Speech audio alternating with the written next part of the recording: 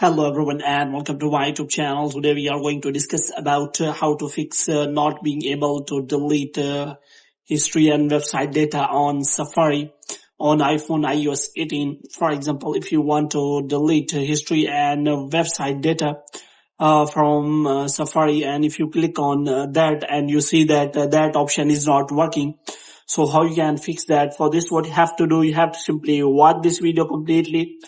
So without wasting any time, let's start the video. So first of all, what you have to do, you have to simply make sure that you are connected to a proper Wi-Fi or internet connection.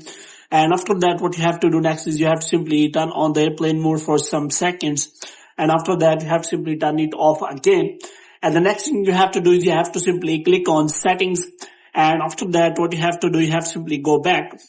And in settings, you have to go to general, and after that, what you have to do, you have to scroll it down until you find the option of transfer or reset iPhone.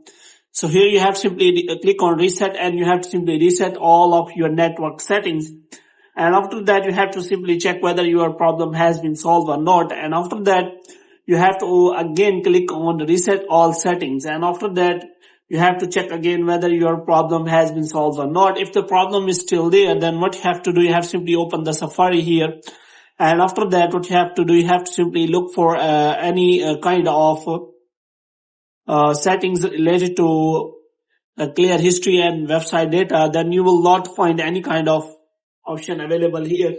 So what you have to do, you have to again click on setting, and this time what you have to do, you have to simply scroll it down until you find the option of apps. So in apps, we have to scroll it down until you find Safari here.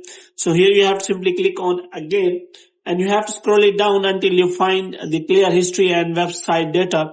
So here you can simply find that there is option available, and you can simply click on clear history and website data, and that option will be enabled.